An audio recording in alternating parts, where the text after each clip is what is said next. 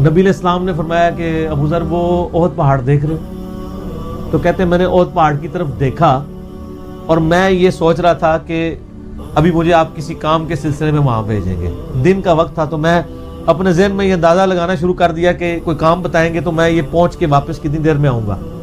لیکن آپ نے یہ بات نہیں کرنی تھی. آپ نے فرمایا کہ اگر یہ سارا پہاڑ جو کئی کلومیٹرز پہ پھیلا ہوا ہے، آج بھی احد پہاڑ موجود ہے مدینہ شریف میں، مسجد نبوی سے بھی نظر آتا ہے، اور جو شہدائے احد کا قبرستان ہے اس کی بالکل بیک سائڈ پہ کئی کلومیٹرز پہ پھیلا ہوا، اگر یہ سارا سونے کا ہو تو آپ علیہ السلام فرمایا کہ میں سب کا سب اللہ کی راہ میں فوراً شام سے پہلے خیرات کر دوں، اپنے پاس میں 2 یا 3 دینار ہی رکھوں صرف، یعنی جو ٹوٹل زندگی گزارنے کے لیے سب خیرات کر دوں.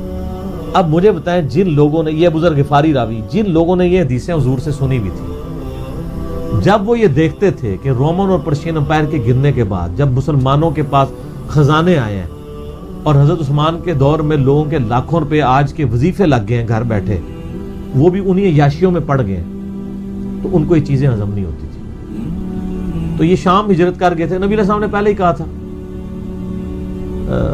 المستدل الحاکم میں تو ڈیٹیل موجود ہے. یہاں پہ میں آپ کو ضمن بتا دوں، اکثر لوگ صحابہ کرام کے حالات و واقعات کے بارے میں پوچھتے ہیں، مطلب پوری زندگیاں لگ جائیں تو وہ واقعات بیان کرتا رہے انسان، ختم نہیں ہوتا.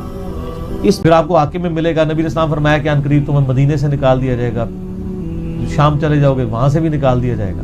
اور سر ایک بڑی دردناک حدیث ہے ابو ذر غفاری کے پاس، وہ حاکم میں ہی ہے، المستدل الحاکم میں.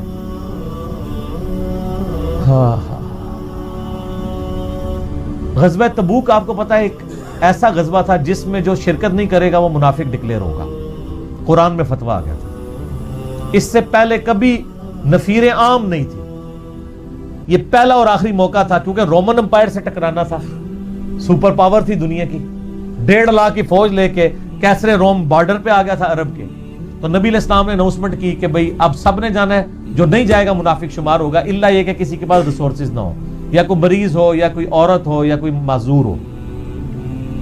منافقین آگے بہانے کر رہے تھے، کچھ سادہ لوگ مسلمان بھی اس کا حصہ بن گئے. بخاری مسلم میں 3 اصحاب کی توبہ کا واقعہ بھی موجود ہے، وہ بھی میری ویڈیو ریکارڈڈ ہے.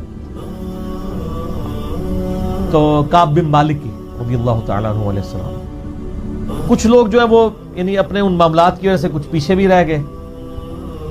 تو المستدل الحاکم میں آتا ہے کہ صحابہ کرام کہتے ہیں کہ ہم نبی علیہ السلام کے ساتھ سفر پہ نکلے نا جب، تو نبی علیہ السلام کو آ کے کوئی بتاتا تھا، کہتا تھا یا رسول اللہ وہ جو فلاں بندہ تھا نا وہ بھی کوئی نہیں آیا، پیچھے رہ گئے. تو آپ علیہ السلام پرواہ نہیں کرتے تھے. پھر بتایا گیا یا رسول اللہ وہ بھی کوئی نہیں، یعنی جڑے نعرے مارتے سن اونچے اونچے، جدوں ایتھے کسی دسیا جائے کہ سر وہ تہاڈا پکا جڑا یار ہے بیلی وہ بھی کوئی نہیں تھے، تو حضور علیہ السلام کو لوگ نا فیڈ بیک دیتے یا رسول اللہ وہ بھی غائب ہے، وہ بھی نہیں آیا. اب 30,000 کے لشکر میں آپ نے کوئی ریکارڈ تو نہیں رکھا تھا، رجسٹر تھا، لیکن کدھر 30,000 بندوں میں کدھر کوئی رکھ سکتا ہے صاحب اس طرح.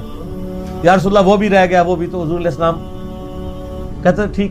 آپ فرماتے تھے اللہ چاہے گا تو آ جائے گا، نہیں آئے گا تو نہیں آئے. تو کسی نے کہا کہ وہ ابو ذر غفاری بھی پیچھے رہ گئے. آیا اور ابو ذر کو اس کے اونٹ نے روک لیا. اونٹ ہی نہیں اٹھ رہا تھا نا سر، وہ آپ کو گاڑی تو نہیں ہے نا جو سٹارٹ کر لیں گے آپ. اونٹ چلنے سے انکار کر دے کوئی کر سکتا ہے؟ اور سر سفر کتنا ہے؟ 700 کلومیٹر، 700 کلومیٹر کا ریگستانی سفر